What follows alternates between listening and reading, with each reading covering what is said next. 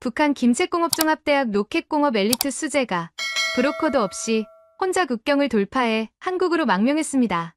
그는 아버지의 숙청과 어머니의 죽음을 지켜본 뒤 체제를 향한 분노와 진실을 가슴에 품고 단 한 명의 도움 없이 러시아로 넘어갔습니다. 그리고 모스크바 유엔 사무국 정문을 직접 두드렸습니다. 국정원조차 논란 탈북 루트. 그는 지금 카이스트에서 박사과정 중입니다. 어떻게 북한 최고의 천재가 체제를 버리고 자유를 택했을까요? 지금 바로 구독과 좋아요를 눌러주시면 지금부터 그 믿기 힘든 탈북의 전말이 시작됩니다. 저는 김책공업종합대학 로켓공업학부에서 연소공학을 전공했습니다. 제 전공은 단순히 공부를 잘한다고 들어갈 수 있는 곳이 아니었죠. 전국에서 매년 20명 남짓만 선발되는 곳이었고, 그 중에서도 저는 늘 상위권을 유지했어요. 교수들은 제 계산식을 검토할 때마다 고개를 끄덕이며 만족해했고, 학년이 올라갈수록 제게 주어지는 과제는 점점 더 실전에 가까운 것들이었습니다. 4학년이 되던 해, 저는 국방과학원 산하 연구소의 실습생으로 선발됐어요. 그곳에서 저는 처음으로 실제 미사일 추진체 설계도를 봤습니다. 도면 위의 숫자들은 제가 교실에서 풀던 문제와 똑같았지만 그 의미는 전혀 달랐죠. 이 연소실 하나가 수백 킬로미터를 날아가 어딘가에 떨어진다는 사실을 저는 그때 처음 실감했습니다. 지도교수는 저를 자주 불렀어요. 평성에 있는 미사일 개발센터에서 제 이름이 거론됐다는 얘기를 들려주며 졸업 후 배치가 거의 확정됐다고 말했습니다. 당 중앙에서도 제 성적표를 검토했다는 소리까지 들었어요. 그건 영광이 아니라 감시였습니다. 제가 어디로 가든 무엇을 하든 이제 저는 국가의 재산이었죠. 어느 날 실습이 끝나고 기숙사로 돌아가는 길에 저는 평양거리를 천천히 걸었습니다. 사람들은 바쁘게 움직였고 선전 방송은 끊임없이 흘러나왔어요. 저는 문득 이런 생각을 했습니다. 제가 만드는 계산식 하나가, 제가 설계하는 노즐 하나가 누군가의 삶을 끝낼 수 있다는 것을요. 그 생각이 머리를 떠나지 않았습니다. 같은 학부 동기들은 모두 자랑스러워했어요.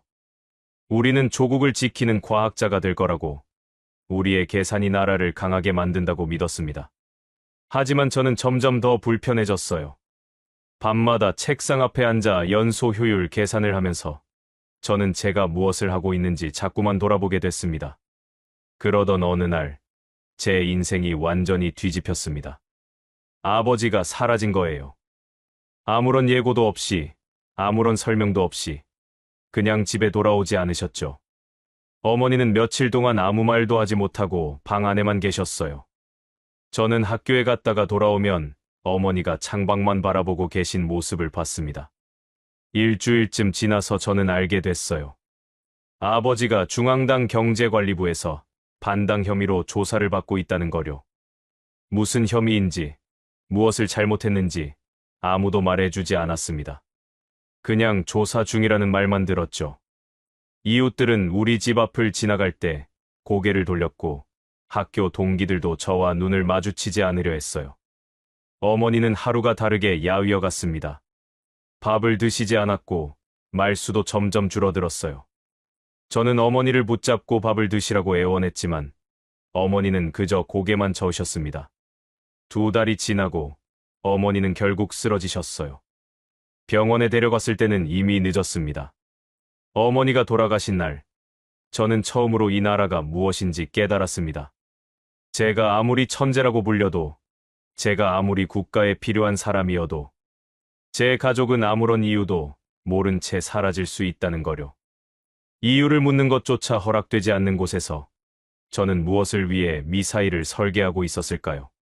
장례를 치르고 며칠 뒤 지도교수가 저를 연구실로 불렀습니다. 교수는 조심스러운 목소리로 말했어요.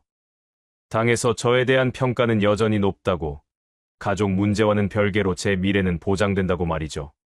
하지만 저는 알았습니다. 그건 위로가 아니라 경고였어요. 계속 충성하라는 뜻이었죠. 그날 밤 저는 기숙사 침대에 누워 천장을 바라봤습니다. 제 머릿속에는 연소 공식이 아니라 어머니의 마지막 모습이 떠올랐어요. 그리고 저는 결심했습니다. 이곳에서 더 이상 살 수 없다고, 이곳에서 만드는 무기는 제가 만들 수 없다고요. 저는 떠나기로 했습니다. 저는 평양에서 태어났습니다. 아버지는 중앙당 경제관리부 간부였고 어머니는 교원 출신이셨어요. 우리 집은 평양 시내에서도 괜찮은 아파트에 살았고 배급도 비교적 안정적으로 받는 편이었습니다. 어린 시절 저는 다른 아이들보다 책을 많이 읽었고 숫자를 가지고 노는 걸 좋아했어요. 초등학교에 들어가기 전부터 저는 구구단을 모두 외웠고 간단한 방정식도 풀 수 있었습니다. 어머니는 제가 숫자 놀이를 할 때마다 신기해하셨죠. 아버지는 퇴근하고 돌아오시면 제게 문제를 내주곤 했어요. 덧셈, 뺄셈, 곱셈, 나눗셈. 저는 그걸 푸는 게 재미있었습니다. 초등학교 2학년 때 담임 선생님이 저를 교무실로 불렀어요. 선생님은 제게 특별한 시험 문제를 줬습니다. 학년보다 훨씬 높은 수준의 문제였지만 저는 어렵지 않게 풀었어요. 그 뒤로 저는 반에서 반장을 맡게 됐고 학교 대표로 구역 수학 경시대회에 나가게 됐습니다. 경시대회에서 저는 1등을 했어요. 그때부터 제 이름은 구역 교육부에 보고됐고 시 단위 경시대회에도 나가게 됐습니다. 중학교에 들어갈 무렵 저는 이미 평양 시내에서 손꼽히는 수학 영재로 알려져 있었죠. 선생님들은 저를 김책공업종합대학에 보내야 한다고 말했고 아버지도 그 계획에 동의하셨습니다. 중학교 시절 저는 물리에 흥미를 느꼈어요. 특히 운동 법칙과 에너지 보존 법칙이 재미있었습니다. 선생님이 칠판에 공식을 쓰면 저는 그 공식이 어디서 나왔는지 어떻게 응용할 수 있는지 궁금해했어요. 방과 후에는 도서관에 가서 물리책을 빌려 읽었고 집에 돌아와서는 문제를 풀었습니다. 고등학교에 진학할 때 저는 제1고등중학교에 배정됐어요. 그곳은 평양에서 가장 우수한 학생들이 모이는 곳이었고 김책공업종합대학 진학률이 가장 높은 학교였습니다. 저는 그곳에서 처음으로 경쟁을 느꼈어요. 저보다 수학을 잘하는 친구도 있었고 물리 감각이 뛰어난 친구도 있었습니다. 하지만 저는 포기하지 않았어요. 매일 새벽 5시에 일어나 문제를 풀었고 밤늦게까지 책을 읽었습니다. 어머니는 걱정하시며 일찍 자라고 하셨지만 저는 멈출 수 없었어요. 저는 반드시 김책공업종합대학에 가야 한다는 목표가 있었습니다. 고등학교 3학년 때 저는 전국 물리경시대회에 나갔어요. 그곳에서 저는 전국 2등을 했습니다. 1등은 함흥에서 온 학생이었는데 그 학생도 김책공업종합대학을 목표로 하고 있었죠. 시상식이 끝나고 대회 관계자가 저를 따로 불렀습니다. 그는 제게 김책공업종합대학 로켓공업학부 추천서를 주겠다고 말했어요. 대학 입학시험은 어렵지 않았습니다. 수학과 물리 문제는 제가 이미 풀어본 유형이었고 면접에서도 자신 있게 답변했어요. 합격 통지서를 받던 날 아버지는 제 어깨를 두드리며 자랑스럽다고 하셨습니다. 어머니는 눈물을 흘리시며 제 손을 꽉 잡으셨어요. 저는 김책공업종합대학에 입학했고 로켓공업학부에 배정됐습니다. 입학식 날 학장은 우리에게 말했어요. 여기 있는 학생들은 모두 조국의 미래를 짊어질 과학자들이라고 우리의 계산 하나하나가 나라를 지킨다고요. 저는 그 말을 믿었습니다. 그때는요. 대학교 1학년 때부터 저는 전공 수업에 몰두했어요. 열역학, 유체역학, 연소공학. 모든 과목이 어려웠지만 저는 포기하지 않았습니다.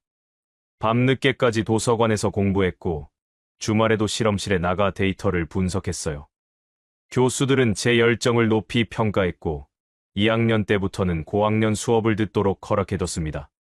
3학년이 됐을 때 저는 학년에서 수석을 유지하고 있었어요. 지도교수는 제게 국방과학원 실습 기회를 주겠다고 말했고 저는 기쁜 마음으로 수락했습니다. 그때만 해도 저는 제가 국가를 위해 일한다고 믿었어요. 제 지식이 조국을 지키는 데 쓰인다고 생각했죠. 하지만 그건 착각이었습니다. 김책공업종합대학은 함흥에 있습니다. 평양에서 기차로 5시간 정도 걸리는 거리였고 저는 입학하자마자 기숙사 생활을 시작했어요. 캠퍼스는 넓었고 건물들은 낡았지만 나름대로 위험이 있었습니다. 정문 앞에는 김일성과 김정일의 동상이 서 있었고 학생들은 매일 아침 그 앞에서 경례를 했어요. 로켓공업학부는 캠퍼스 안쪽에 있었습니다. 건물 입구에는 경비가 서 있었고 학생증 없이는 들어갈 수 없었어요. 1학년 때는 기초 과목 위주로 배웠습니다. 미적분, 선형대수, 일반물리. 저는 이미 고등학교 때 혼자 공부했던 내용이었지만 대학 수준은 훨씬 깊이가 달랐어요. 2학년부터는 전공 과목이 시작됐습니다. 열역학, 유체역학, 재료공학. 수업은 매일 오전 8시부터 오후 5시까지 이어졌고 저녁에는 자율학습 시간이 있었어요. 교수들은 엄격했습니다. 과제를 제출하지 않으면 바로 호출됐고 시험 성적이 낮으면 경고를 받았죠. 저는 한 번도 경고를 받은 적이 없었습니다. 3학년이 되자 본격적인 전공심화 과목이 시작됐어요. 로켓 추진체 설계, 연소실 해석, 노즐 유동 해석. 이 과목들은 단순히 이론을 배우는 게 아니라 실제 설계를 해보는 과목이었습니다. 교수는 우리에게 도면을 주고 연소 효율을 계산하라고 했어요. 저는 그 계산을 정확하게 해냈고 교수는 제 답안을 칠판에 붙여놨습니다. 실습 시간에는 실제 엔진 부품을 만져볼 수 있었어요.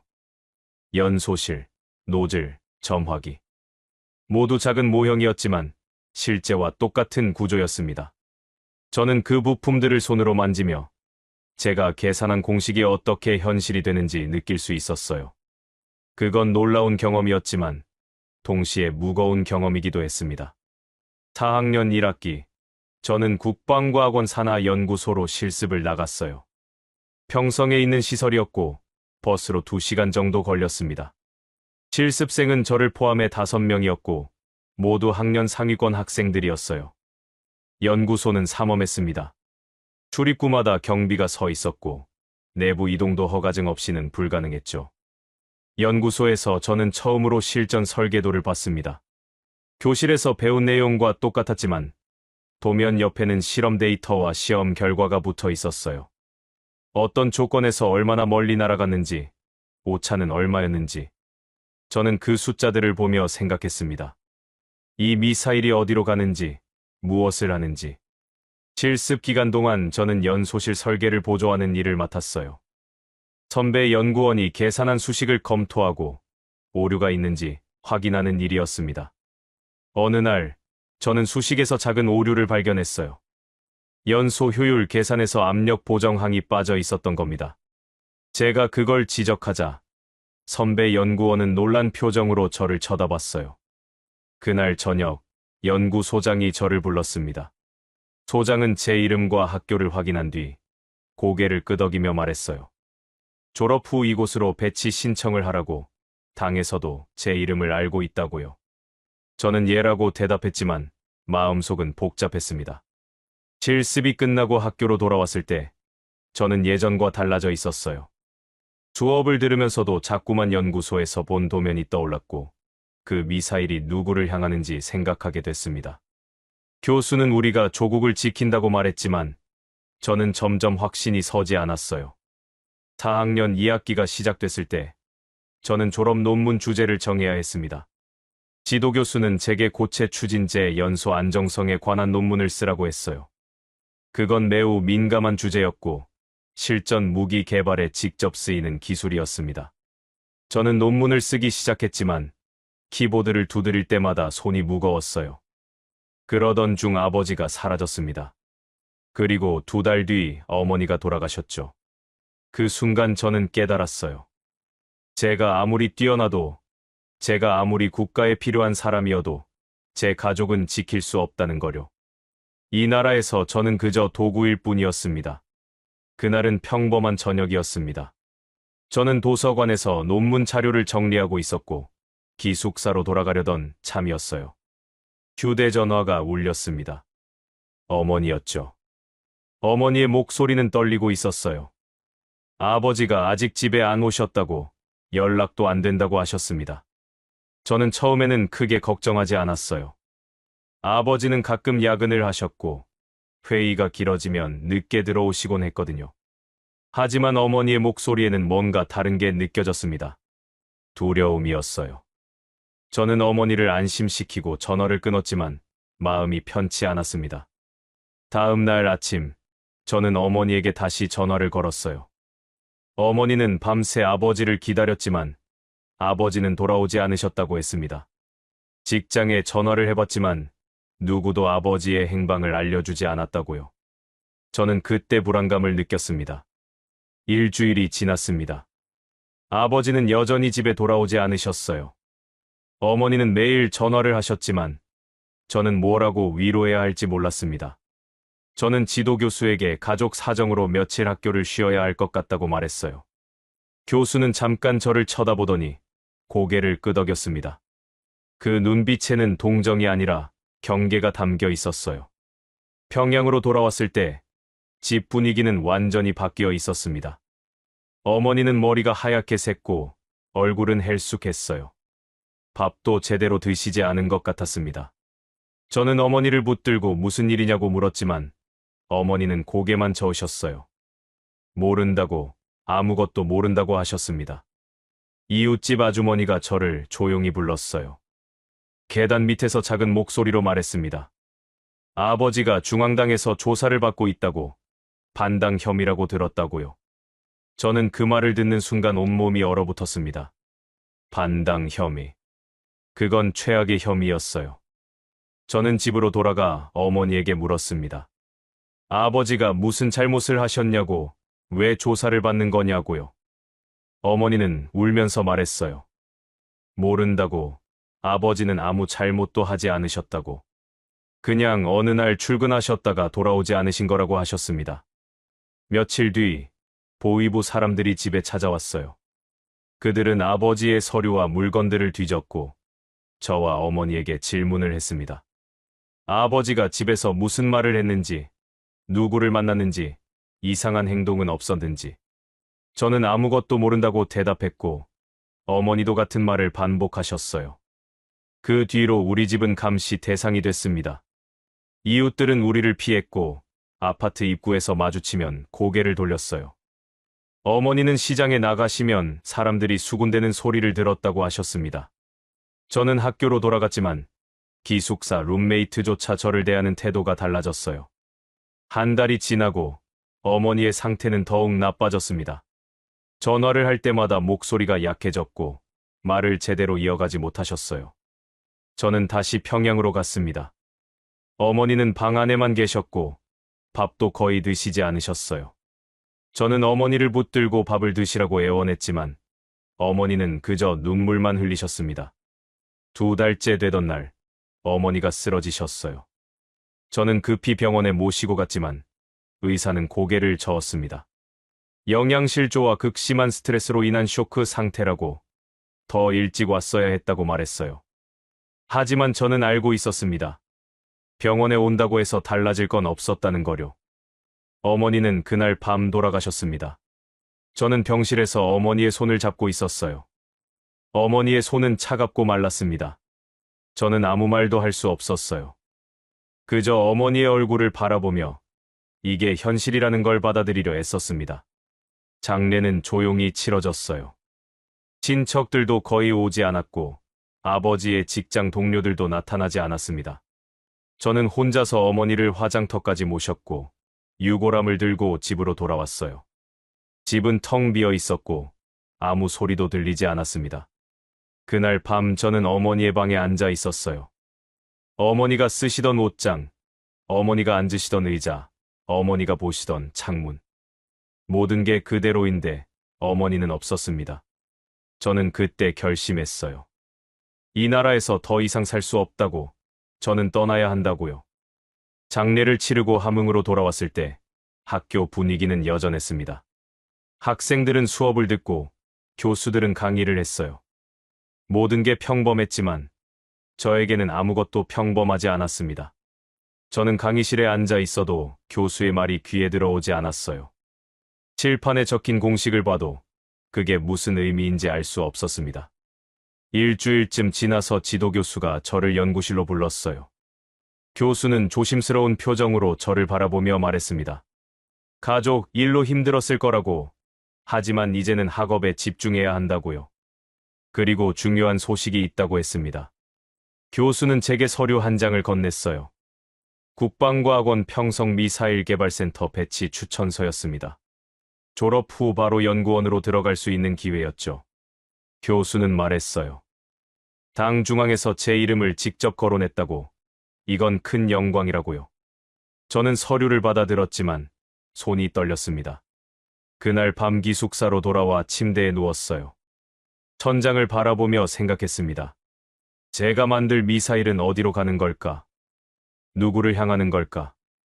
교수는 조국을 지킨다고 말했지만 저는 그 말이 더 이상 믿어지지 않았어요.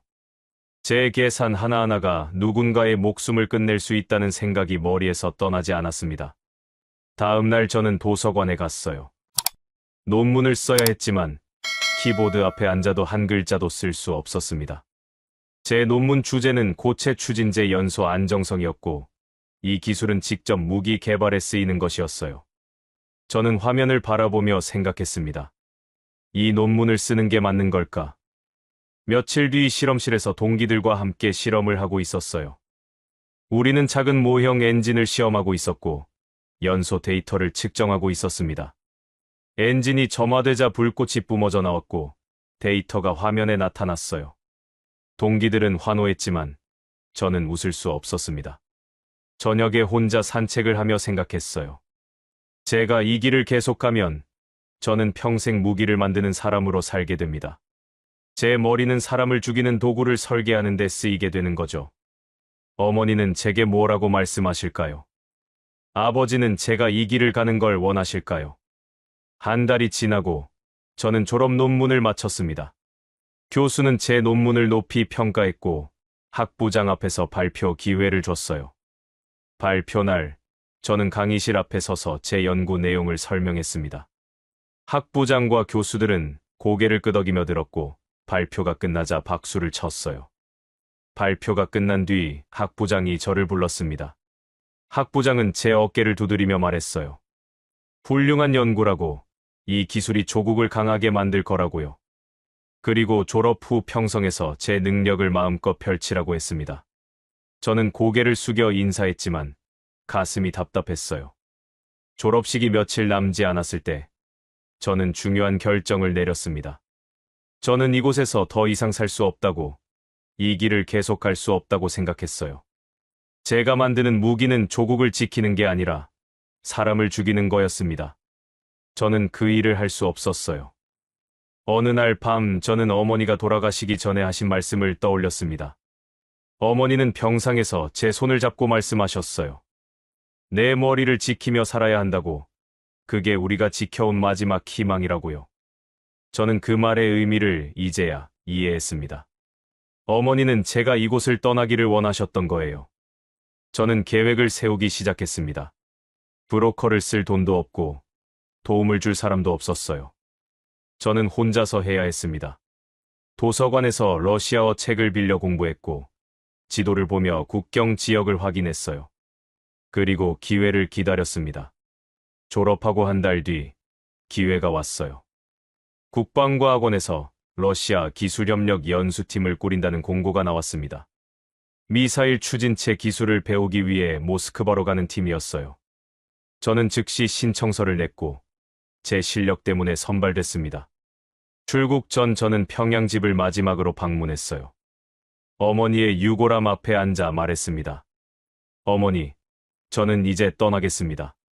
제 머리를 지키며 살겠습니다. 그리고 다시는 사람을 죽이는 일을 하지 않겠습니다. 어머니, 저를 지켜봐 주세요. 모스크바행 비행기는 평양 순환공항에서 출발했습니다. 연수팀은 총 12명이었고 저를 포함해 4명이 김책공업종합대학 출신이었어요. 나머지는 국방과학원 소속 연구원들이었습니다. 팀장은 보위부 출신으로 우리를 감시하는 역할이었죠. 비행기 안에서 저는 창밖을 바라봤어요. 구름 너머로 북한 땅이 멀어지고 있었습니다. 저는 이 비행기에서 내리면 다시는 이 땅으로 돌아오지 않을 거라고 다짐했어요. 하지만 표정은 평온하게 유지했습니다. 아무도 제 속마음을 눈치채서는 안 됐으니까요. 모스크바에 도착했을 때는 저녁이었습니다. 공항은 넓고 환했어요. 북한과는 완전히 다른 분위기였죠. 우리는 대기하고 있던 차량을 타고 숙소로 이동했습니다. 숙소는 모스크바 외곽의 작은 호텔이었고, 팀장은 우리에게 규칙을 설명했어요. 외출 금지, 단독 행동 금지, 매일 저녁 점호. 연수는 모스크바 교회의 연구소에서 진행됐습니다. 매일 아침 차량으로 이동했고, 저녁에 숙소로 돌아왔어요. 연수 내용은 추진체 설계와 연소 효율 개선에 관한 것이었지만, 저는 집중할 수 없었습니다. 제 머리는 온통 탈출 계획으로 가득했어요. 저는 러시아어를 이미 혼자 공부해뒀지만 아직 완벽하지는 않았습니다. 그래서 연수 중에도 틈틈이 러시아어 책을 읽었어요. 팀원들은 제가 공부를 열심히 한다고 생각했지만 사실 저는 탈출을 준비하고 있었던 겁니다. 일주일이 지나고 저는 숙소 주변 지리를 파악하기 시작했어요. 화장실을 간다는 핑계로 복도를 걸으며 출구 위치를 확인했고 창문 밖을 보며 거리 구조를 머릿속에 그렸습니다. 감시는 삼엄했지만 완벽하지는 않았어요. 틈이 있었습니다. 2주일째 되던 날, 저는 결심했습니다. 더 기다리면 기회를 놓칠 것 같았어요. 그날 저녁 점호가 끝나고 저는 방으로 돌아가는 척하다가 화장실로 향했습니다. 복도에는 아무도 없었어요. 저는 계단을 타고 1층으로 내려갔고 뒷문으로 나갔습니다. 밖으로 나오자 찬 공기가 얼굴을 때렸어요. 저는 뒤돌아보지 않고 걷기 시작했습니다. 숙소에서 멀어질수록 심장이 빠르게 뛰었지만 멈출 수 없었어요. 저는 미리 공부해둔 대로 지하철역을 찾아갔습니다. 지하철역은 생각보다 가까웠어요. 저는 역 안으로 들어가 표를 샀습니다. 러시아어로 티켓을 달라고 말했을 때 직원은 아무렇지 않게 표를 건넸어요. 저는 그 순간 조금 안도했습니다. 제 러시아어가 통했으니까요. 지하철을 타고 시내로 향했습니다. 차창 밖으로 모스크바의 야경이 지나갔어요. 불빛들이 반짝였고 사람들이 거리를 걸었습니다. 저는 그 풍경을 보며 생각했어요. 저도 곧 저 사람들처럼 자유롭게 걸을 수 있을까? UN 사무국 주소는 이미 외워뒀습니다. 저는 지하철을 갈아타며 그곳으로 향했어요. 밤이 깊어갈수록 거리는 조용해졌고 저는 점점 더 긴장했습니다. 만약 북한 요원들이 저를 찾아낸다면, 만약 제가 길을 잃는다면 모든 게 끝날 거였어요. 마침내 UN 사무국 건물 앞에 도착했습니다. 건물은 컸고 정문에는 경비가 서 있었어요. 저는 심호흡을 하고 경비에게 다가갔습니다. 러시아어로 말했어요. 저는 북한에서 온 망명 신청자라고, 보호가 필요하다고요. 경비는 잠시 저를 쳐다보더니 무전기를 꺼냈습니다. 그리고 안으로 들어가라고 손짓했어요. 저는 건물 안으로 걸어 들어갔고 그 순간 알았습니다. 저는 이제 돌아갈 수 없는 강을 건넌 거라고요. 건물 안에서 UN 직원을 만났습니다. 직원은 영어로 말했고 저는 러시아어로 대답했어요. 의사소통이 원활하지는 않았지만 제 상황은 충분히 전달됐습니다. 직원은 저를 작은 방으로 안내했고 기다리라고 했어요. 몇 시간을 기다린 뒤 다른 직원이 왔습니다. 그는 한국어를 할 줄 아는 사람이었어요. 저는 처음으로 편하게 제 이야기를 할 수 있었습니다. 저는 북한 김책공업종합대학 출신이고 망명을 원한다고 말했어요. 그리고 한국으로 가고 싶다고 했습니다. 직원은 고개를 끄덕이며 서류를 작성했어요. 그리고 말했습니다. 절차가 있으니 조금 시간이 걸릴 거라고, 하지만 안전은 보장된다고요. 저는 그 말을 듣고 처음으로 눈물이 났습니다. 저는 이제 자유로웠어요. UN 사무국에서 보낸 첫날 밤은 길었습니다. 저는 작은 방에 혼자 앉아 있었어요.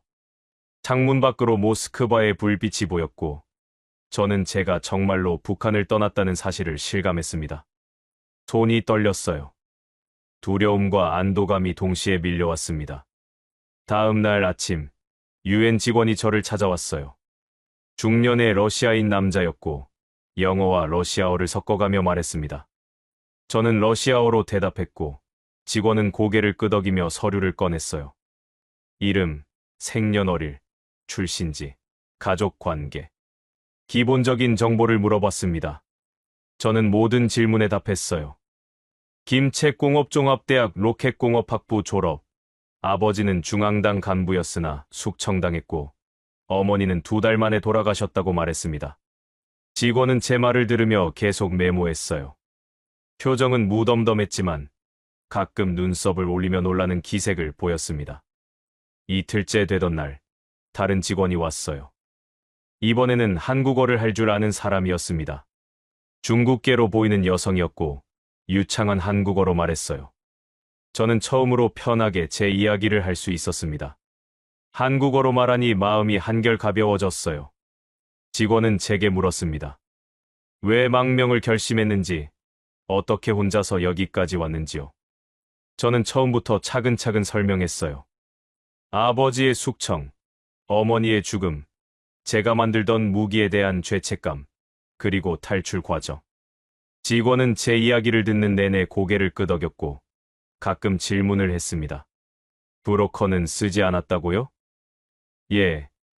돈도 없었고 믿을 수 있는 사람도 없었어요. 혼자서 계획을 세웠고 러시아 연수 기회를 이용했습니다. 어떻게 감시를 피했죠? 감시 요원들의 취약 시간을 계산했어요. 저녁 점호가 끝나고 다들 방으로 돌아간 뒤 화장실 가는 척하고 뒷문으로 나갔습니다. 그리고 지하철을 타고 여기까지 왔어요. 직원은 놀란 표정으로 저를 바라봤습니다. 대단하네요.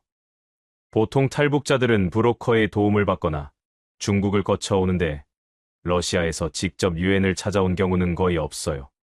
저는 어깨를 으쓱했습니다. 선택의 여지가 없었어요. 이게 유일한 방법이었습니다. 사흘째 되던 날, 한국 대사관 직원을 만났어요. 그는 30대 중반으로 보이는 한국인 남성이었고 정장을 입고 있었습니다. 저를 보자마자 반갑게 악수를 청했어요. 저도 악수를 했고 그 순간 이상한 감정이 밀려왔습니다. 제가 정말로 자유로워졌다는 느낌이었어요. 대사관 직원은 제 신원을 다시 한번 확인했습니다. 그리고 김책공업종합대학 졸업이라는 말을 듣자 눈이 커졌어요. 정말 김책공대 출신이세요? 로켓공업학부요? 예. 4년 동안 다녔고 졸업했습니다. 그럼 미사일 기술을 알고 계시겠네요.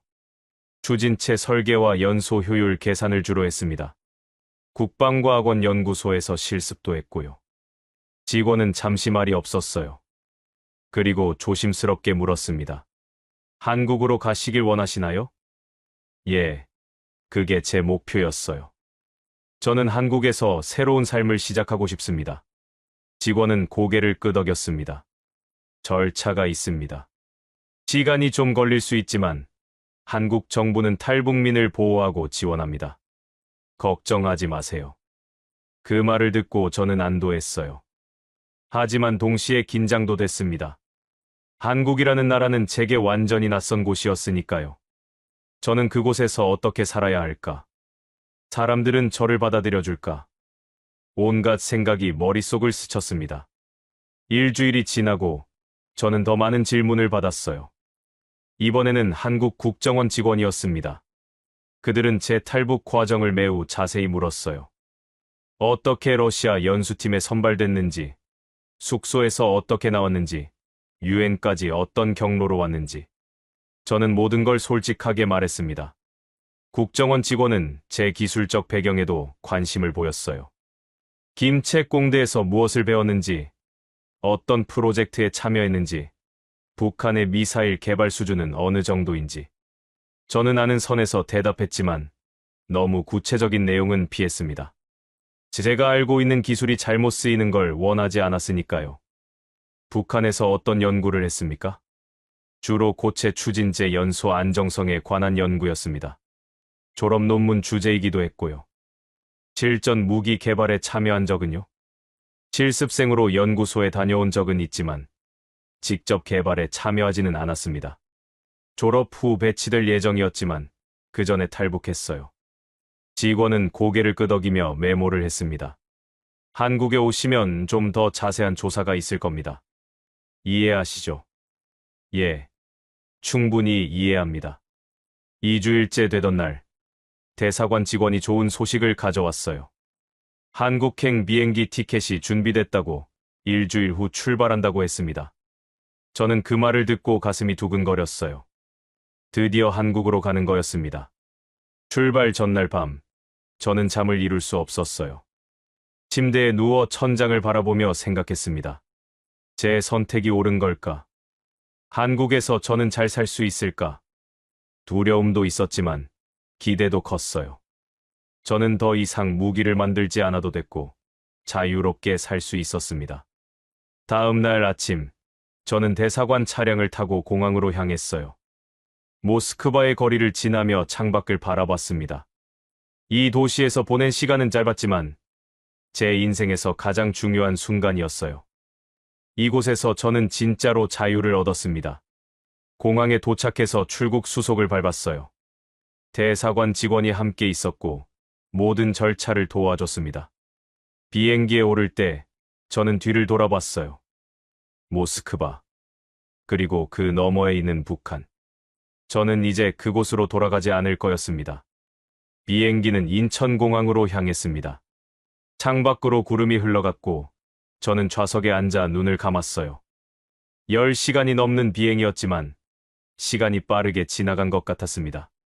중간에 기내식이 나왔을 때 저는 처음으로 한국 음식을 맛봤어요. 비빔밥이었는데 맛이 낯설었지만 나쁘지 않았습니다. 인천공항에 도착했을 때는 오후였어요. 비행기에서 내려 입국장으로 걸어가는 동안 저는 주변을 둘러봤습니다. 공항은 넓고 현대적이었어요. 유리벽으로 된 건물, 밝은 조명, 깨끗한 바다. 모든 게 새로웠습니다. 입국장에서 국정원 직원을 만났어요. 그들은 저를 특별 통로로 안내했고 일반 승객들과 분리된 곳으로 데려갔습니다. 저는 그곳에서 다시 한번 신원 확인을 받았고 서류에 서명을 했어요. 환영합니다. 이제부터 절차가 시작됩니다. 국정원 직원의 말에 저는 고개를 숙여 인사했습니다. 그리고 차량에 올랐어요. 차는 인천공항을 빠져나와 고속도로를 달렸습니다. 창밖으로 한국의 풍경이 지나갔어요. 높은 건물들, 넓은 도로, 빠르게 움직이는 자동차들. 북한과는 완전히 다른 세상이었습니다. 1시간쯤 달려서 도착한 곳은 서울 외곽의 조용한 건물이었어요. 중앙합동신문센터라고 했습니다. 저는 그곳으로 안내됐고 작은 방에서 대기하라는 말을 들었어요. 방 안에는 침대와 책상, 그리고 작은 화장실이 있었습니다. 다음 날부터 본격적인 조사가 시작됐어요. 매일 아침 직원이 저를 면담실로 데려갔고 여러 질문을 했습니다. 제 출신, 가족 관계, 학력, 경력, 탈북 동기, 탈북 과정. 모든 걸 상세히 물어봤어요. 아버지의 직책이 정확히 무엇이었습니까? 중앙당 경제관리부 간부였습니다. 구체적인 직급은 잘 모르겠어요. 집에서는 업무 이야기를 잘 안 하셨거든요. 속청 이유는 들으셨나요? 아니요. 아무도 말해주지 않았습니다. 반당 혐의라는 말만 들었을 뿐이에요. 어머니는 어떻게 돌아가셨습니까? 저는 그 질문에 잠시 말을 멈췄어요. 어머니의 마지막 모습이 떠올랐습니다. 극심한 스트레스와 영양실조로 쓰러지셨어요. 병원에 데려갔지만 이미 늦었습니다. 면담관은 고개를 끄덕이며 메모했어요. 힘드셨겠습니다. 조사는 까다로웠지만 이해할 수 있었어요. 저는 김책공대 출신이고 미사일 기술을 알고 있었으니까요. 국정원은 제가 진짜 탈북자인지 다른 목적이 있는 건 아닌지 확인해야 했습니다. 저는 성실하게 모든 질문에 답했어요. 기술적인 질문도 많았습니다. 김책공대의 교육 과정, 실험실 시설, 연구소 경험, 북한의 미사일 개발 현황. 저는 제가 아는 선에서 대답했지만 너무 구체적인 수치나 설계 내용은 밝히지 않았어요. 그런 정보가 잘못된 곳에 쓰이는 걸 원하지 않았습니다. 김책공대 로켓공업학부의 수준은 어느 정도입니까? 기초 이론은 탄탄합니다. 하지만 실험 장비가 낡았고 최신 기술 자료를 구하기 어려웠어요. 대부분 러시아나 중국의 오래된 자료를 참고했습니다. 졸업 후 어디로 배치될 예정이었나요? 평성 미사일 개발센터요. 국방과학원 산하연구소였습니다. 거기서 무슨 일을 할 예정이었죠? 추진체 설계와 연소 효율 개선이었을 겁니다. 하지만 탈북했기 때문에 실제로 일하지는 않았어요. 면담관은 계속 메모를 했고 가끔 제 표정을 살폈습니다. 저는 최대한 솔직하게 대답하려고 노력했어요. 제가 거짓말을 하면 조사가 더 길어질 거라는 걸 알고 있었습니다. 일주일이 지나고 조사의 강도가 조금 약해졌어요. 면담관은 제 이야기가 일관되고 신빙성이 있다고 말했습니다. 하지만 아직 확인해야 할 게 많다고 했어요. 저는 기다렸습니다. 조사를 받는 동안 저는 센터 안에서만 생활했어요. 방에서 나올 수는 있었지만 건물 밖으로는 나갈 수 없었습니다. 복도를 걷거나 작은 정원을 산책하며 시간을 보냈어요. 가끔 다른 탈북민들과 마주쳤는데 모두 비슷한 절차를 밟고 있었습니다. 어느 날 복도에서 비슷한 나이의 남자를 만났어요. 그도 최근에 들어온 탈북민이라고 했습니다. 우리는 잠깐 이야기를 나눴어요. 어디서 오셨어요? 함경북도 청진이요. 형님은요? 평양에서 왔어요. 평양이요. 그럼 성분이 좋으셨겠네요. 아버지가 중앙당 간부였지만 숙청당했어요. 그래서 탈북했고요. 그는 놀란 표정으로 저를 바라봤습니다. 그래도 평양 출신이면 여기서 적응하기 훨씬 쉬울 거예요.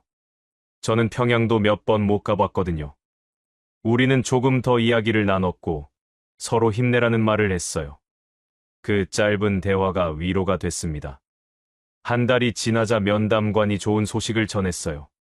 기본 조사가 끝났고 이제 다음 단계로 넘어간다고 했습니다. 건강검진과 심리상담을 받을 예정이라고요. 다음 날 저는 지정병원으로 갔어요. 국정원 직원이 동행했고 병원에서는 종합건강검진을 받았습니다. 혈액검사, 엑스레이, 초음파, 치과검진. 모든 걸 다 했어요. 의사는 제 건강 상태가 전반적으로 양호하다고 말했지만 영양 상태는 좀 부족하다고 했습니다. 북한에서 제대로 못 드셨나 봐요. 배급이 불규칙했어요.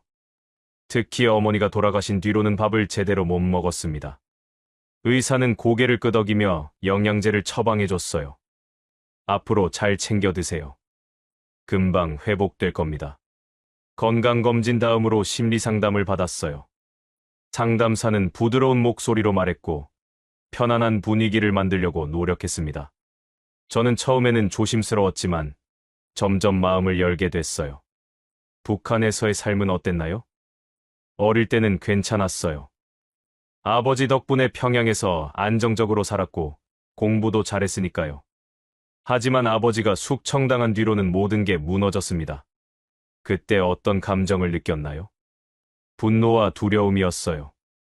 왜 아버지가 끌려가야 했는지 이유도 모르고 어머니는 점점 약해지셨고 저는 아무것도 할 수 없었어요. 상담사는 제 이야기를 들으며 고개를 끄덕였습니다. 그건 트라우마로 남을 수 있어요. 하지만 지금은 안전한 곳에 있고 새로운 시작을 할 수 있습니다. 시간이 걸리겠지만 치유될 거예요. 저는 그 말을 듣고 눈시울이 붉어졌어요. 누군가 제 아픔을 이해해준다는 게 감사했습니다. 2달이 지나고 조사가 완전히 끝났어요. 면담관은 제게 말했습니다. 조사 결과 문제 없습니다. 이제 하나원으로 가시게 됩니다. 하나원이요. 북한 이탈 주민 정착 지원 시설입니다. 거기서 한국 사회 적응 교육을 받으실 거예요. 약 석 달 과정입니다. 저는 고개를 끄덕였어요. 드디어 다음 단계로 넘어가는 거였습니다. 며칠 뒤 저는 하나원으로 이동했어요. 버스를 타고 1시간쯤 가니 조용한 산속에 시설이 있었습니다. 건물은 깨끗했고 주변 환경도 좋았어요. 저는 그곳에서 새로운 생활을 시작했습니다. 하나원에는 저 말고도 많은 탈북민들이 있었어요. 나이도 다양했고 출신 지역도 달랐습니다. 대부분 중국을 거쳐왔고 브로커의 도움을 받은 사람들이었어요. 제 이야기를 들은 사람들은 모두 놀라워했습니다.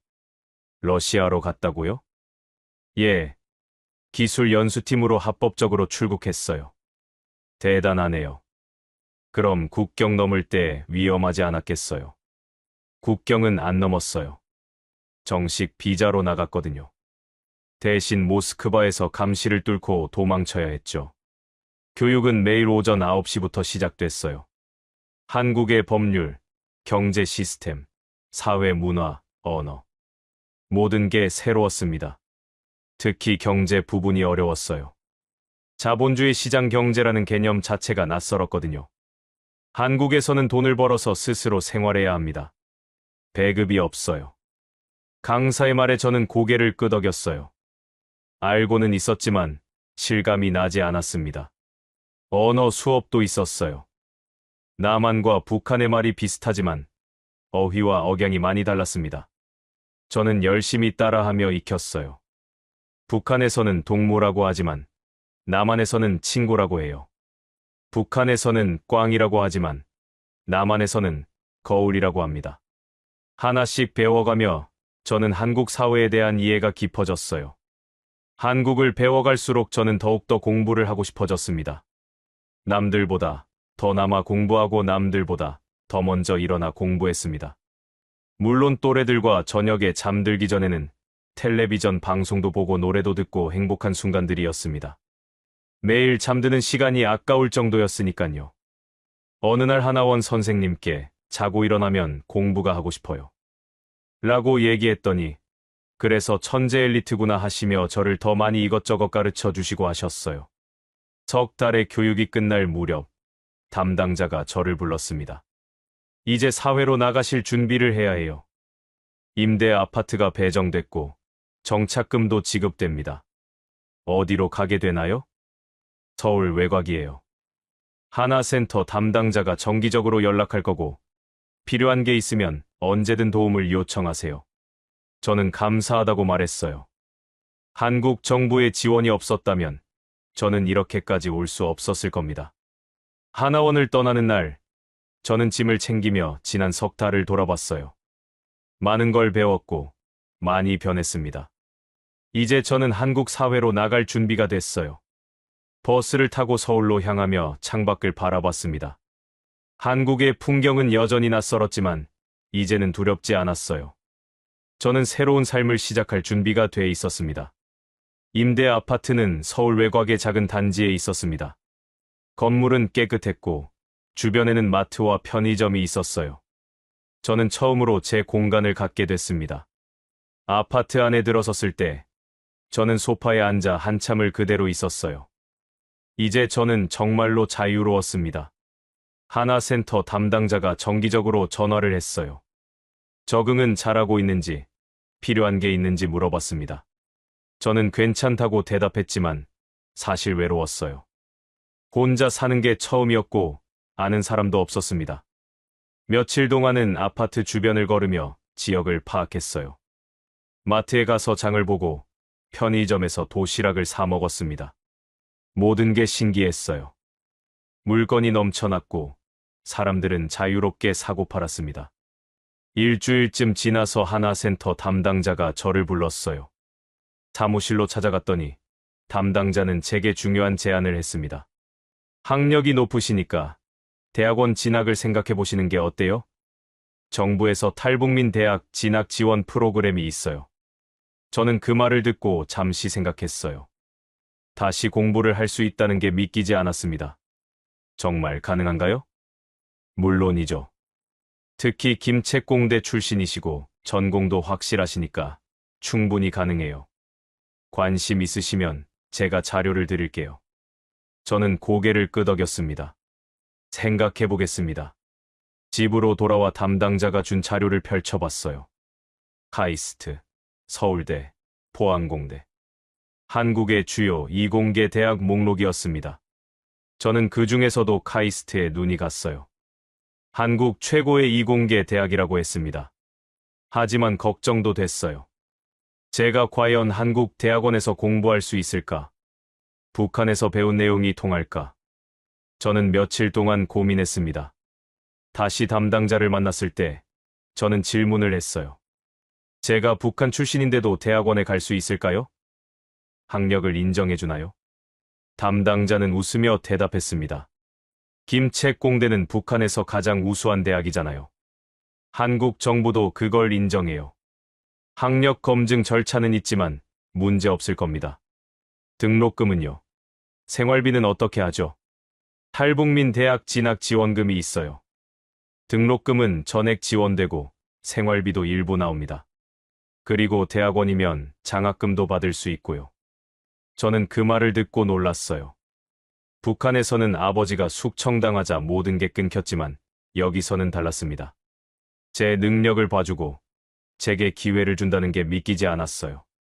제가 뭘 해야 하나요? 일단 지원서를 써야 해요. 자기소개서, 연구계획서, 추천서. 제가 도와드릴게요. 저는 그날부터 지원 준비를 시작했습니다. 자기소개서를 쓰면서 제 이야기를 정리했어요. 북한에서의 삶, 김책공대에서의 공부, 탈북 결심, 그리고 한국에서의 새로운 목표. 키보드를 두드리며 저는 제 과거를 돌아봤습니다. 연구 계획서를 쓸 때는 더 신중했어요. 저는 무엇을 연구하고 싶은지 명확히 해야 했습니다. 북한에서는 무기를 만들었지만 이제는 다른 길을 가고 싶었어요. 우주 발사체 기술. 사람을 죽이는 게 아니라 우주를 향해 나아가는 기술을 배우고 싶었습니다. 추천서는 담당자가 도와줬어요. 하나원 교육 담당자와 국정원 조사관에게 부탁했고 두 분 모두 흔쾌히 써주셨습니다. 추천서에는 제 성실함과 능력이 잘 드러나 있었어요. 지원서를 제출하고 한 달을 기다렸습니다. 그동안 저는 한국어 공부를 더 열심히 했어요. 남한 억양을 익히고 어휘를 넓혔습니다. 도서관에 가서 공학 서적도 빌려 읽었어요. 한국의 최신 기술 동향을 파악하고 싶었습니다. 드디어 면접 통지서가 왔어요. 카이스트 항공우주공학과 석박사 통합과정 면접이었습니다. 저는 긴장했지만 동시에 기대도 됐어요. 제 꿈을 향한 첫걸음이었습니다.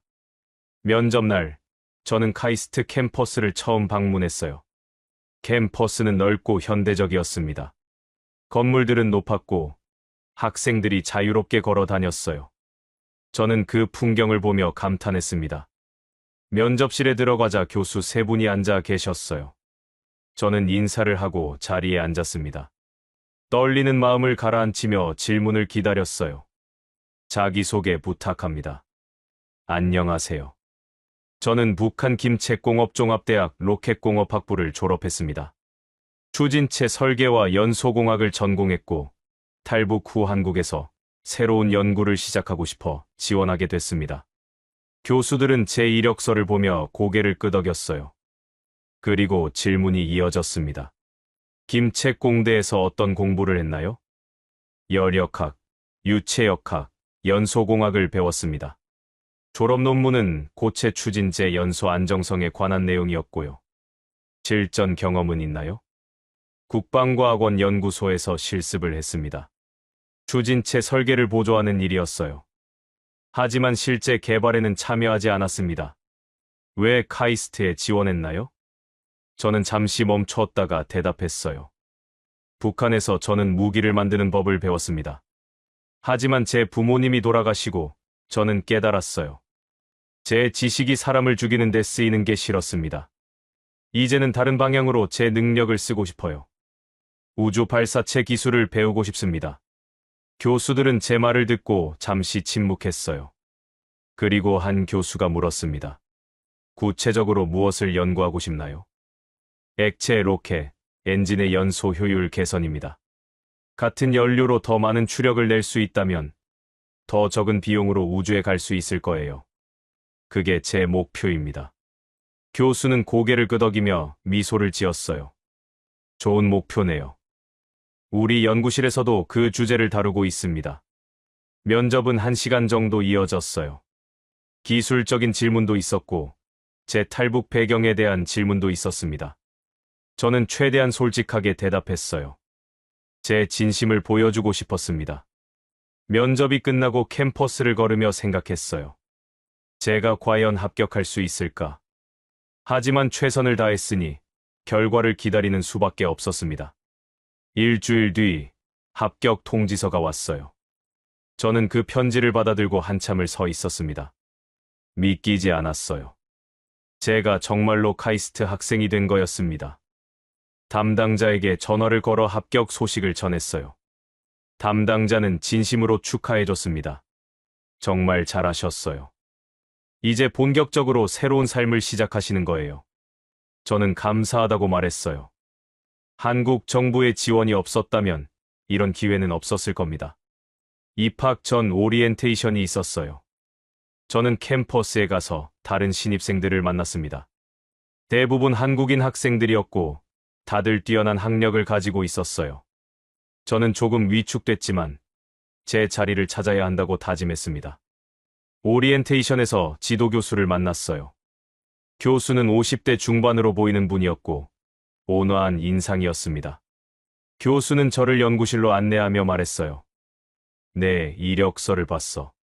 김책공대 출신이라니 흥미롭더라. 북한에서 어떤 공부를 했는지 궁금해. 저는 조심스럽게 대답했습니다. 추진체 설계와 연소공학을 배웠습니다. 하지만 이제는 다른 방향으로 연구하고 싶어요. 물론이지. 여기서는 내가 원하는 연구를 할 수 있어. 우주 발사체 기술에 관심이 있다고 했지?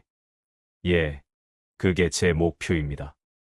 교수는 고개를 끄덕이며 연구실을 보여줬어요. 실험 장비, 시뮬레이션 컴퓨터, 서적들. 모든 게 최신이었고 북한과는 비교할 수 없을 정도로 좋았습니다. 여기서 마음껏 연구해. 필요한 게 있으면 언제든 말하고. 저는 감사하다고 인사했어요. 그리고 제 책상으로 안내받았습니다. 작은 공간이었지만 제게는 소중한 곳이었어요. 이곳에서 저는 새로운 꿈을 키울 수 있었습니다. 학기가 시작되고 수업을 들었어요. 고급 여력학, 추진 시스템, 연소 이론. 모든 과목이 어려웠지만 저는 따라갈 수 있었습니다. 북한에서 배운 기초가 탄탄했고 한국의 최신 이론을 빠르게 흡수했어요. 하지만 문화적 차이는 컸습니다. 한국 학생들은 자유롭게 토론했고 교수에게도 거침없이 질문했어요. 처음에는 어색했지만 저도 점점 익숙해졌습니다. 수업 중에 질문을 하고 동료들과 의견을 나눴어요. 연구실 생활도 시작됐습니다. 저는 매일 아침 일찍 연구실에 나갔고 밤늦게까지 공부했어요. 시뮬레이션을 돌리고 데이터를 분석하고 논문을 읽었습니다. 힘들었지만 행복했어요. 동료 연구원들도 저를 잘 받아줬습니다. 처음에는 제 배경을 알고 조심스러워하는 사람도 있었지만 시간이 지나면서 모두 친해졌어요. 저는 그저 같은 연구실 동료였습니다. 어느 날 지도교수가 저를 불렀어요. 교수는 제게 중요한 소식을 전했습니다. 정부에서 탈북민 연구 지원 프로그램을 확대했어. 내가 신청하면 추가 장학금을 받을 수 있을 거야. 장학금이요? 응, 생활비와 연구비를 지원해줘. 경제적 부담 없이 연구에 집중할 수 있도록 말이야. 저는 놀라며 물었어요. 정말 그런 프로그램이 있나요? 물론이지. 한국 정부는 탈북민의 정착을 적극 지원해. 특히 내처럼 고급 인력은 더더욱 그래. 신청서 쓰면 내가 추천서 써줄게. 저는 감사하다고 말했습니다. 한국 정부의 지원이 이렇게까지 체계적이라는 걸 몰랐어요. 북한에서는 아버지가 숙청당하자 모든 게 끊겼지만 여기서는 달랐습니다. 제 능력만 보고 지원해줬어요. 장학금 신청을 했고 한 달 뒤 승인 통지를 받았습니다. 저는 이제 경제적 걱정 없이 연구에 집중할 수 있었어요. 생활비도 충분히 나왔고 연구비도 지원받았습니다. 그래서 조금씩 편의점 알바를 하던 것도 멈추고 더욱 열심히 공부했습니다. 어느 날 국정원 담당자에게서 연락이 왔어요. 정기적인 면담 일정이었습니다. 저는 서울에 있는 사무실로 찾아갔어요. 담당자는 제 근황을 물었습니다. 학교 생활은 어때요? 적응 잘하고 있어요? 예.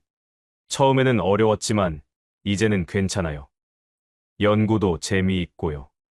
그건 다행이네요. 혹시 필요한 거 있으면 언제든 말해요. 정부 차원에서 지원할 수 있는 건 최대한 도와드릴게요. 저는 고개를 끄덕였습니다. 감사합니다. 장학금 덕분에 공부에 집중할 수 있어요. 담당자는 미소를 지으며 말했어요. 당연한 거예요. 김책공대 출신의 로켓공학 전공이면 한국에 꼭 필요한 인재잖아요. 정부는 당신 같은 분들이 능력을 발휘할 수 있도록 최대한 지원할 겁니다. 그 말을 듣고 저는 가슴이 벅찼어요. 북한에서는 제가 아무리 뛰어나도 가족 배경 때문에 버림받았지만 한국은 달랐습니다. 제 능력을 인정해주고 제게 기회를 줬어요. 1년이 지나고 저는 첫 학회 발표를 했습니다. 국내 학회였고 주제는 액체 로켓 엔진 연소 안정성이었어요. 발표를 준비하며 떨렸지만 무사히 마쳤습니다. 발표가 끝나자 다른 연구자들이 질문을 했고 저는 하나하나 답변했어요. 학회가 끝나고 한 교수가 저를 찾아왔습니다. 발표 잘 들었어요. 흥미로운 접근법이더군요. 혹시 북한에서 배운 방법인가요? 저는 조심스럽게 대답했어요. 기초 이론은 북한에서 배웠지만 여기서 새롭게 응용한 겁니다. 교수는 고개를 끄덕이며 명함을 건넸어요. 나중에 협력 연구 기회가 있으면 연락해요. 저는 감사하다고 인사했습니다. 제 연구가 인정받는다는 게 뿌듯했어요. 2년 차가 되자 저는 국제학회에 논문을 제출했습니다. 미국에서 열리는 항공우주공학 학회였어요. 논문이 채택됐다는 메일을 받았을 때 저는 기뻤습니다. 제 연구가 세계에 알려지는 순간이었어요. 학회 참석을 위해 비자를 신청했는데 절차가 복잡했습니다. 탈북민이라는 신분 때문에 추가 서류가 필요했어요. 하지만 학교와 정부가 도와줘서 무사히 비자를 받았습니다. 미국에 도착했을 때 저는 처음으로 북한과 한국이 아닌 다른 나라를 경험했어요. 공항은 넓었고 도시는 활기찼습니다. 학회장에 도착하자 세계 각국의 연구자들이 모여 있었어요. 제 발표 시간이 되었을 때 저는 단상에 올라 마이크 앞에 섰습니다. 청중들이 저를 바라봤고 저는 심호흡을 했어요. 그리고 발표를 시작했습니다. Hello, I'm a researcher from KAIST in South Korea. Today I will present my work on combustion stability in liquid rocket engines. 발표는 20분 동안 이어졌어요. 저는 제 연구 내용을 차분하게 설명했고 시뮬레이션 결과를 보여줬습니다. 청중들은 집중해서 들었어요. 발표가 끝나고 질문 시간이 왔습니다. 한 연구자가 손을 들었어요. How did you come up with this approach? 저는 영어로 대답했습니다. I learned basic principles in North Korea, but I developed this new application here in South Korea. Same theory, different purpose. 청중들이 고개를 끄덕였고 몇 명은 놀란 표정을 지었어요. 제 배경이 특이했기 때문이었죠. 학회가 끝나고 여러 연구자들이 저를 찾아왔습니다. 명함을 주고받으며 이야기를 나눴어요. 어떤 사람은 제 연구에 관심을 보였고 어떤 사람은 제 배경에 궁금해했습니다. 한국으로 돌아온 뒤 저는 연구에 더욱 집중했어요. 박사 학위 논문 주제도 확정됐고 실험 계획도 세웠습니다. 저는 매일 연구실에 나가 데이터를 분석했고 결과를 논문으로 정리했어요. 3년 차가 되었을 때 지도교수가 저를 불렀습니다. 교수는 진지한 표정으로 말했어요. 내 연구가 정말 훌륭해. 이대로 가면 좋은 논문이 나올 거야. 졸업 후 계획은 있어? 아직 확실하지 않아요. 박사를 마치고 나서 생각해 보려고요. 교수는 고개를 끄덕이며 제안을 했습니다. 포스트닥 자리를 추천해 줄 수 있어. 해외 대학도 좋고 국내 연구소도 좋아. 내 선택이야. 저는 감사하다고 말했어요. 교수의 지원이 없었다면 저는 여기까지 올 수 없었을 겁니다. 어느 날 연구실 동료들과 저녁을 먹으러 갔어요. 캠퍼스 근처 식당에서 삼겹살을 구워 먹으며 이야기를 나눴습니다. 형, 북한에서는 삼겹살 못 먹었죠? 아니, 평양에서는 가끔 먹을 수 있었어요. 물론 여기보다는 훨씬 적었지만요. 그래도 이렇게 자유롭게 외식하는 건 없었죠? 그렇죠. 북한에서는 식당도 제한적이었고 허가 없이 돌아다니기 어려웠어요. 동료들은 신기하다는 표정으로 제 이야기를 들었어요. 저는 북한에서의 삶을 솔직하게 얘기했고 그들은 진지하게 들어줬습니다. 저녁을 먹고 돌아오는 길에 저는 캠퍼스를 걸으며 생각했어요. 제가 북한에 있었다면 지금쯤 어떻게 살고 있을까? 아마 평성연구소에서 미사일을 설계하고 있었겠죠. 감시받으며 자유 없이 두려움 속에서. 하지만 지금 저는 여기 있었습니다. 자유롭게 연구하고 자유롭게 꿈꾸고 자유롭게 미래를 계획할 수 있었어요. 이 모든 게 한국 정부와 학교의 지원 덕분이었습니다.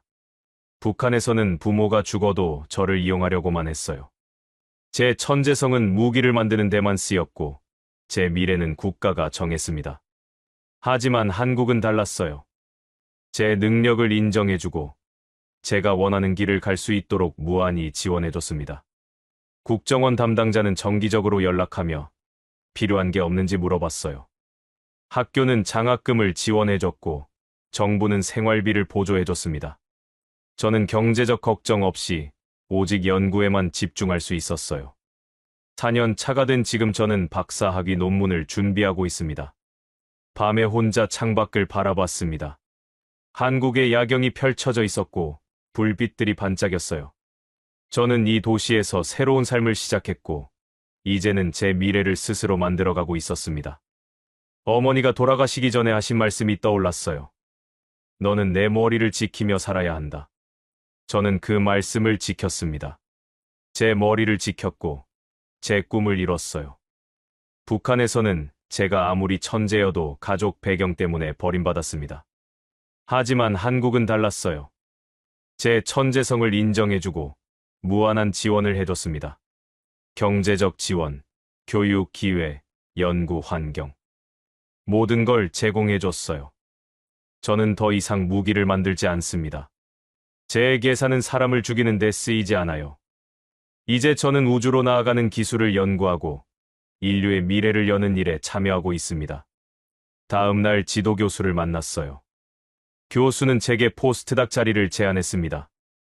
미국 NASA 연구소에서 관심을 보이더라. 추천서 써줄 수 있어. 저는 잠시 생각했어요. 미국에서의 기회도 좋지만 한국에 남고 싶다는 생각도 들었습니다. 조금 더 생각해 보겠습니다. 교수는 고개를 끄덕였어요. 내 선택이야. 어디를 가든 잘할 거야. 저는 연구실로 돌아와 책상에 앉았어요. 창밖으로 캠퍼스가 보였고 학생들이 걸어 다녔습니다. 저도 이제 그들처럼 자유로운 사람이 됐어요. 집으로 돌아오는 길에 걸었습니다. 건물들마다 불이 켜지고 다리에도 불이 켜졌어요. 사람들이 자유롭게 산책했고 저도 그들 중 한 명이었습니다. 저는 이제 진짜 자유로웠어요. 아무도 저를 감시하지 않았고 저는 제가 원하는 걸 할 수 있었습니다. 제 꿈을 이뤘고 제 미래를 만들어가고 있었어요. 북한에서 탈출하기로 결심했을 때 저는 두려웠습니다. 하지만 지금은 그 선택이 제 인생 최고의 결정이었다고 확신해요. 한국은 저를 받아줬고 저에게 기회를 줬고 저를 지원해줬습니다. 이제 저는 과학자입니다. 사람을 죽이는 무기가 아니라 인류의 미래를 여는 기술을 연구하는 과학자예요. 이게 바로 제가 원했던 삶입니다. 밤하늘을 올려다봤습니다. 별들이 반짝이고 있었어요. 저는 언젠가 제가 만든 로켓이 저 우주로 날아가는 걸 보고 싶었습니다. 그게 제 다음 목표였어요. 한국은 제게 새로운 삶을 줬습니다. 자유와 기회, 그리고 무한한 지원. 제 천재성을 무기가 아니라 희망을 위해 쓸 수 있게 해줬어요. 저는 이 나라에 감사하고 제 능력으로 보답하고 싶습니다. 이제 저의 이야기는 끝이 아니라 시작입니다. 새로운 장이 펼쳐지고 있어요. 저는 계속 연구하고, 계속 배우고, 계속 꿈꿀 겁니다. 그리고 언젠가는 제 연구가 세상을 조금 더 나은 곳으로 만드는 데 기여하기를 바랍니다. 바랍니다. 바랍니다. 바랍니다. 바랍니다. 바랍니다. 바랍니다. 바랍니다.